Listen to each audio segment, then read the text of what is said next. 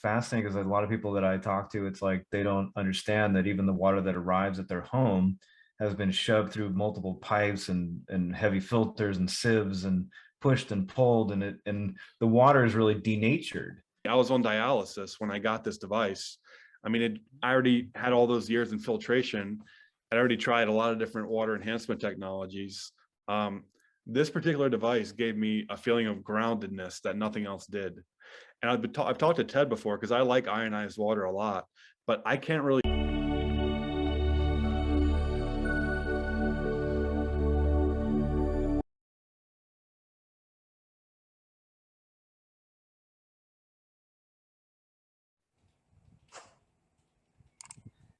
Well. Hi, guys. Welcome. I've got Ted Hanik online with me and Joe Borowy.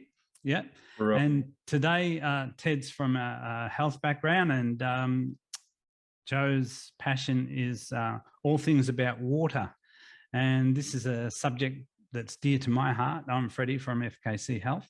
And today we're going to delve into why this video on water and what are the therapeutic benefits, and also how you can get there and what resources that we have. So to kick it off, Ted, what would you like to say?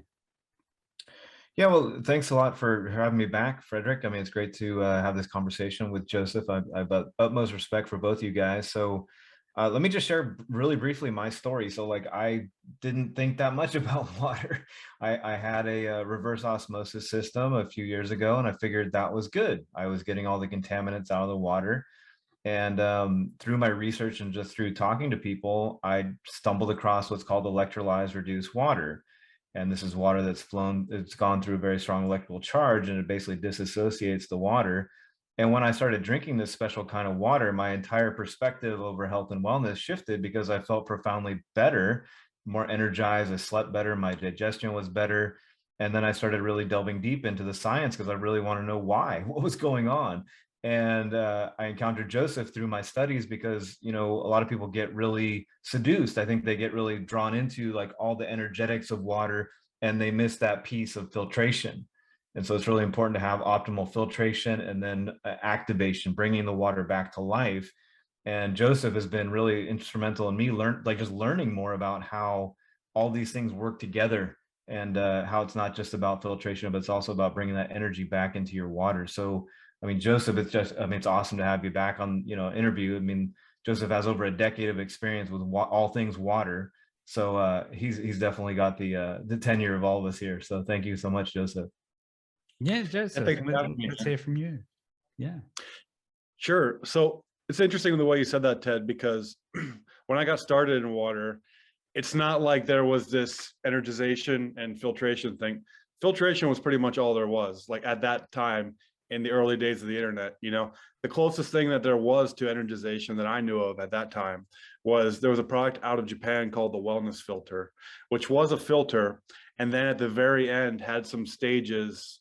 And what it was layers of magnetite and then this mined Japanese stone. They had a brand name on it. They called that stone Tenkoseki.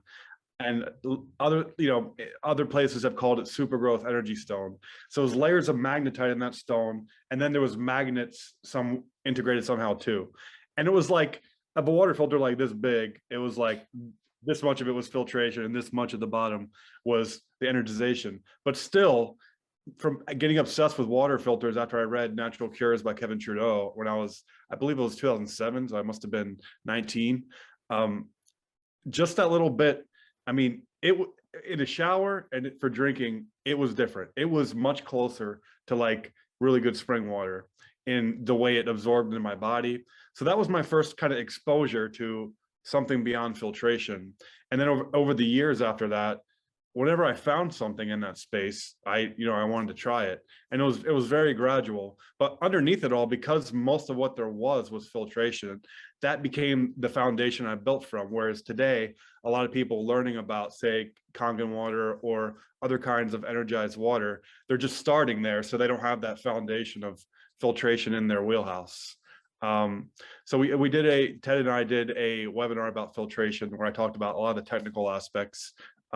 if anyone's interested in learning more about that, particularly in the context of Kangan water, because Kangan water is a really good water, in my opinion, but it does require, I think, good pre-filtration to really be an optimal end product.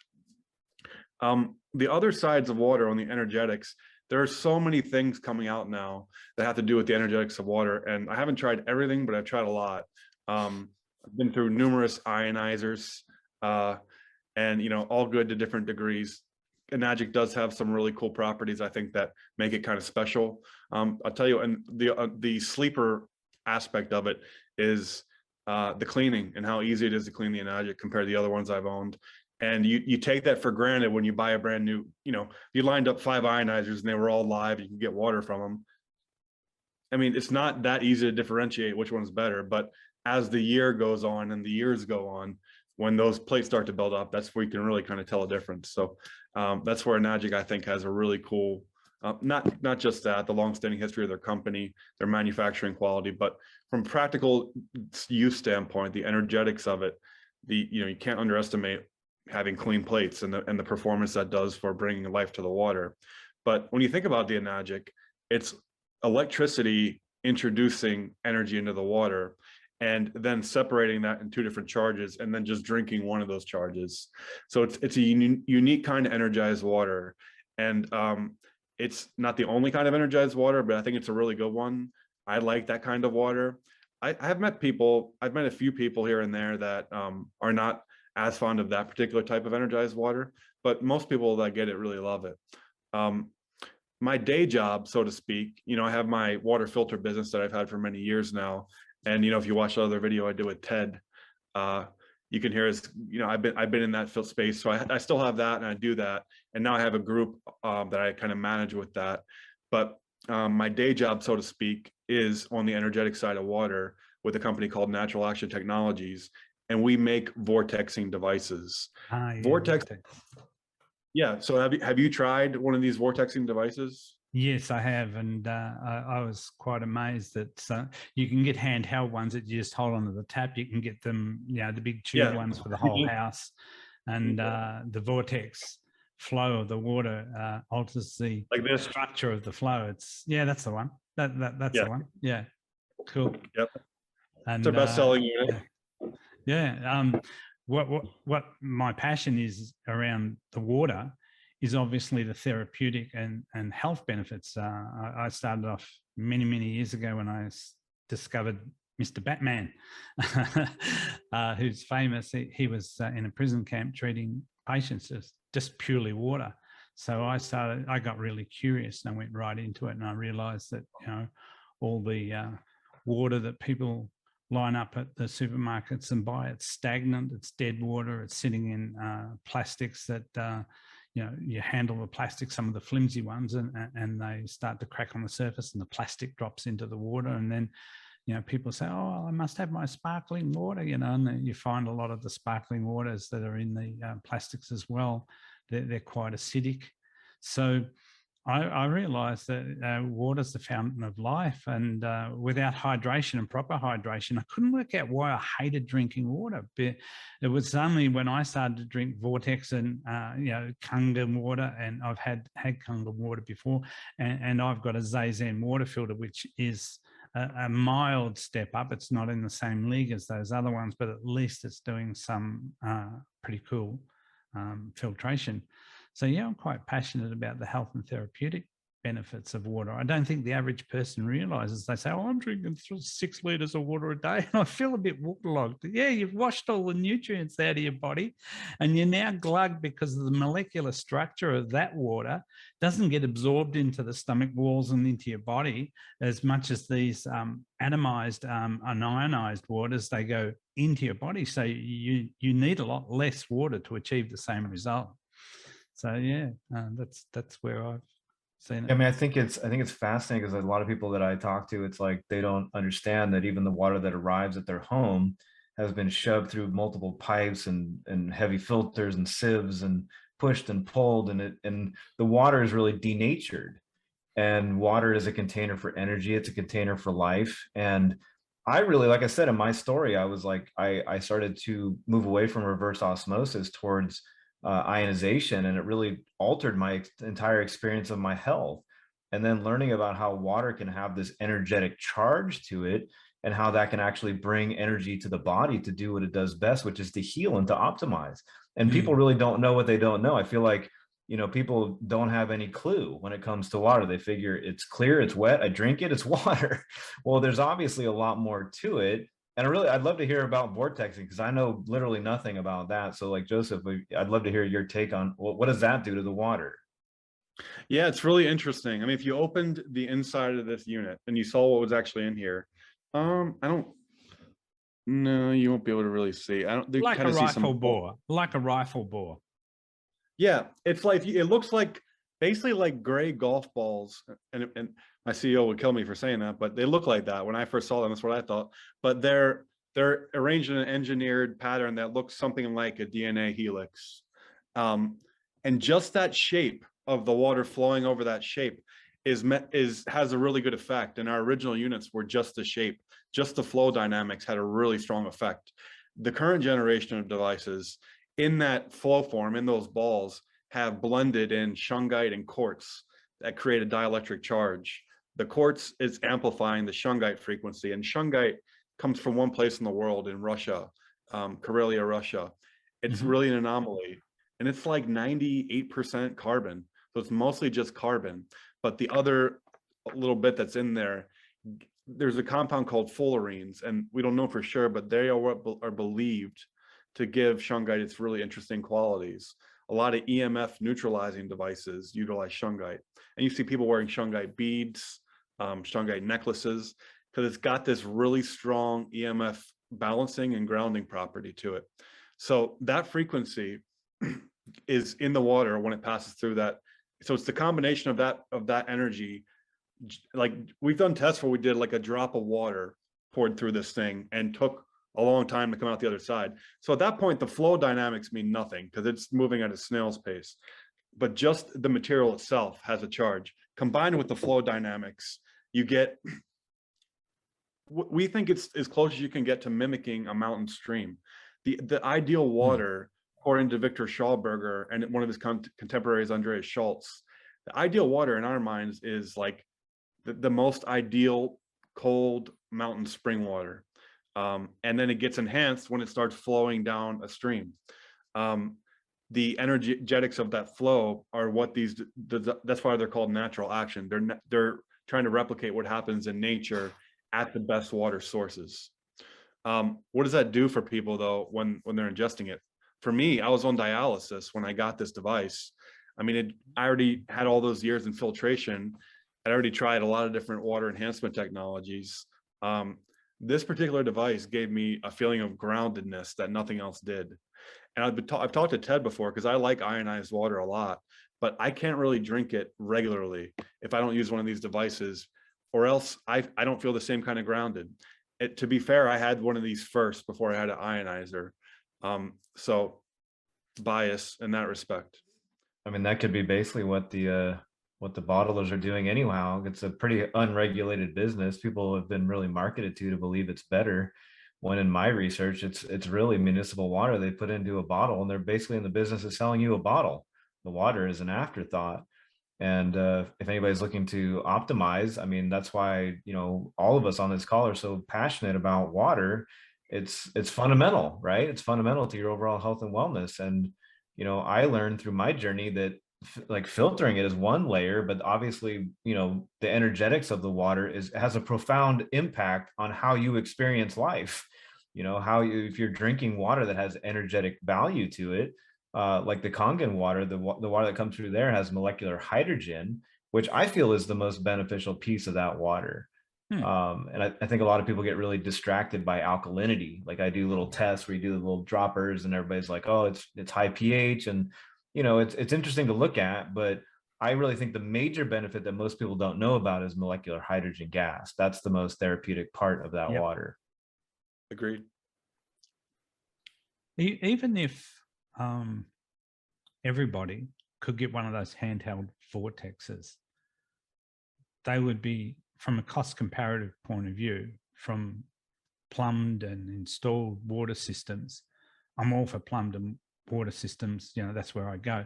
But those vortexes, at a pinch where nobody's got nothing, they could at least put it under their kitchen tap and get a decent glass of water. They could use that handheld device to get some sort of water quality enhancer. Yeah, what's your thoughts on that, Joe? I mean, you're right. I mean, I was in Sioux Falls, South Dakota, doing a health expo, and our company had a table. So I am the vice, I should disclose this. I'm the vice president of sales for this company, Natural Action Technologies. So implicit bias there, although I was a customer when I was on dialysis and after my kidney transplant. It helped me a lot all before I started working here. So I had the history there first. But we did a show in Sioux Falls, South Dakota. That was some of the worst tap water I've ever tasted. I wasn't drinking that tap water. I'm talking about just rinsing my mouth after I brush my teeth in the morning, and it was so bad. I mean, it tasted like lead and rust, like primarily. And yeah, I mean, I pulled out my portable. I passed it through. I think I might have done it 3 times because you get more effect with multiple passes. And I tasted it. I was like, this is unbelievable. Like, I still wouldn't be wanting to drinking that water all day. But it was unbelievable. I mean, you didn't taste any metal anymore. It was, and there's, again, nothing physically it's just the energy change in the water. It's not anything physically added or subtracted. We've had stories where, I mean, the most profound one was there's a lady out of Panama, and she went to an island off of Panama, for like a vacation, for like a week. While COVID set in, she got trapped on that island, and she was 8 months pregnant. So they wouldn't let her off the island because their COVID policies were just like shut down everything, and they didn't have food or water. I mean, they were literally foraging for food and water, and all she had was her portable, and they were drinking like not potable stream water, and all they had was the portable. And she gave birth, and because she was malnourished, couldn't produce enough milk. Again, this is all like home style, there was no doctors. There was a survival situation, and couldn't make enough milk. So she used that like stream water through one of these to dilute the milk because there wasn't enough milk. And the baby survived. I mean, it was a few months after the baby was born that they finally got off. The doctor said the baby should have starved because there wasn't enough nutrients in that milk to stop the baby from getting dehydrated. That's a pretty powerful story. Her name was Lauren Oliver. But other stories in survival situations, it's strange because we can measure like E. coli. We did an E. coli test. We can measure like a 1/3 to a 1/2 reduction in the E. coli count. But we've had so many survival situations where people had this in really bad water and they didn't get sick. So that tells you there's something more than the biological change happening there. When the water's in its living state, it's designed to support life. What's the difference between this light gray model and I think you mentioned it, but could you repeat what you said? Yeah. So the walls probably can't, no, it's not really picking up, but the walls are slightly translucent. And this blue is an exact shade of blue from chromotherapy. And I'm told, I didn't go down that rabbit hole that much. I'm told it matches the frequency of one of our chakras. Like if you were in chromotherapy, they would like shine a light on you with this tone to help balance some energies in your body. So the water, as it's being vortexed, is lights passing through and touching the water in that shade. In the beginning, when I started working here, I couldn't really feel a difference between the two. But as I've gotten more acclimated with the technologies, I can now. And it is subtle. It's not like a night and day difference. But there is a little something to it. Like I can see why now most of our naturopaths that sell our stuff and all kinds of holistic healers, that they mostly gravitate towards this unit. What does a unit like that cost? US dollars? Yeah, this is $349 US. How much? $349. Oh yeah, they've come down. It was $650 Australian. It's probably about the same. Yeah, because Aussie dollars. Yeah. So the $349 US, they have come down. They used to be $399.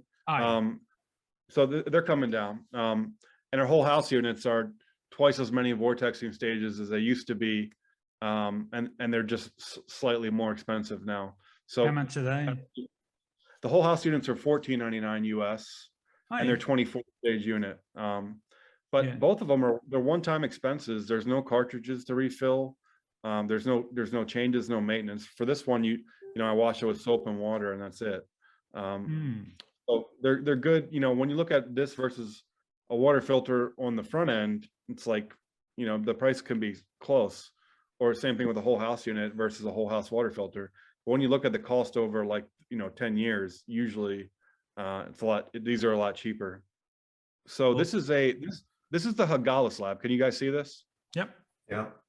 This is rapidly becoming sort of the NSF of water energetics, like the authority source on measuring and evaluating the energetics of water, both at the sources and then after being modified with various devices. The guy who runs this name is Andreas Schulz. He wrote a book called Water Crystals, and it's a really interesting book. He went all around the world, and it was like Emoto's work, except it's not ice. It's a slow distillation. You know who Masaru Emoto is? Yeah. Okay. Instead of freezing it, and instead of putting intention into the water, he just looked at what was there. And instead of freezing it, he did basically slow evaporated the water, then took the distillate vapor and mixed it back with the mineral residue, but in a specific quantity to where you could get a clear image. That's the technique. And everywhere he went in the world, tap water manifested right angles, 90-degree patterns. Yeah. And the best spring waters and sacred sites like the Ganges River in India, Lourdes in France, certain holy waters from like Catholic churches that were blessed, always had these complex geometric snowflake-like formations. So when you're talking about this 90-degree and 60-degree, here's what that looks like. This is German tap water on the right, and that same water just one passed through the portable, and you can see the tap water is almost perfect 90 degrees. Yeah. And that was all over the world. It was like that because the water's, think about the way water travels in pipes. It's pretty much 90 degrees mostly, so it's remembering its journey to your tap, so to speak. And then this is, these snowflake-like formations, they're not exact, but generally what's dominant here is 60 degrees. And 60 degrees would make like a hexagonal snowflake, right? It's not 100% like that, but they're complex, nonlinear geometric formations, and general dominant 60-degree patterns is more up close of it. And by the way, a lot of other our next video, we should go into this. Yeah, I'd be happy. I think knowing what we've got and we've just captured, and when we top and tail, it'll be about 35 minutes. So yeah, I think this information you're showing me now is visual evidence that a lot of people now, because of COVID, they're starting to have a familiarity to start to deal with these sort of slides. Whereas before, a lot of people look at this stuff and go, "Oh, not interested." But now that they've been so caught up on looking at spike proteins and God knows what else, this vectorization and angular structure of water, this would be very interesting. Yeah, I think a lot of people would. How did this, what was your story with your dialysis and stuff, Joe? Like how, the vortex water profoundly impacted you? I mean, yeah, I was already at that moment in time. I mean, I started, trying to think, I think I probably got my first dealer account with a water filter company in 2008 or maybe 2007. And my kidneys failed and I was on dialysis in 2015. So I have many, and again, in those years, I'd already tested a lot of devices that they weren't called vortexers or structured water devices at the time, but they were advertising changes to the water's quality, not involving the removal of contaminants. And some of them were really goofy. Some of them, I mean, a lot of them, I couldn't really notice any benefit. In the Kangan, does that it kind of amps you up too much? Is that correct? Kangan I got later, and that's what I was trying to disclose my bias in the matter is that I already had one of these, so I was already acclimated to one of these when I got the ionized water. And what happened was when I tried it, I liked the ionized water a lot, and then I stopped using this for a little while. This is way before I worked here, and then when I stopped using it, a week went by, and it's not like I noticed something bad, but I just wasn't feeling my best. So I tried the ionized water through this, and I just feel this like grounded energy come over my body. I'm like, oh, yeah, I was missing something there for a little bit. So, but even just this with the multi-pure by itself, when I would come home dehydrated, which was common on dialysis because they pull water out of your blood, I would feel drained. And when I drank filtered water, it would be like, I mean, gosh, I mean, if you're dehydrated by a liter and you drink a liter, it's like hour and a half, 2 hours could go by before you really felt normal again. And this cut that down by like 70%, I would say. 20, 30 minutes, I would feel better, you know? But it wasn't just that. It was if I had cramps, they would go away a lot faster too. Again, not like instant, but like cut it down. The main benefit, a lot of people just, when you ask people, like get testimonials from people for these, one of the things they'll say, and they can't really find the words for it, is they'll say something like, my mind feels clearer, or I have more energy. I just feel more energy and like calm. And it's a lot of different ways to describe like a calmer, more grounded mental state. And I think that's just from the coherence that you're seeing in these images. The water's in a more coherent state, and our particular device, because of the shungite, I think adds a little something on the groundedness aspect.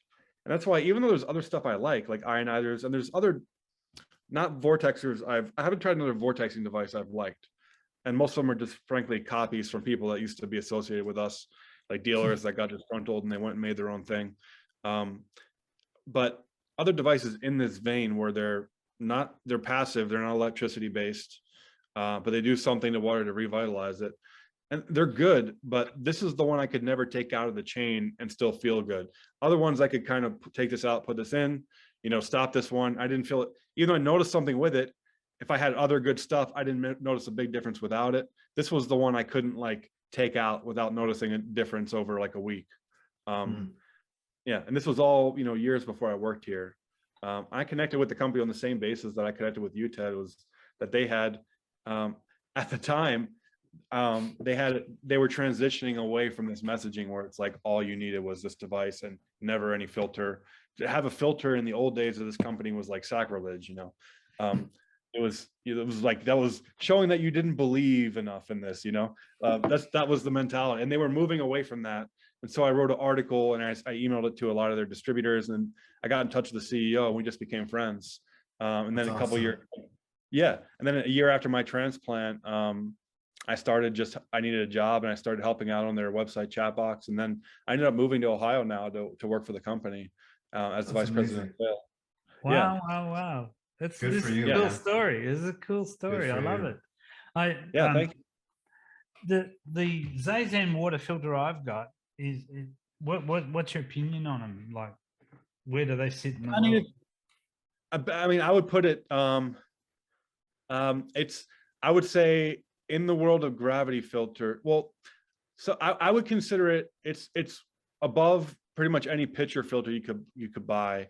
And it's probably right there with like a Berkey or another gravity filter. It's not the ideal.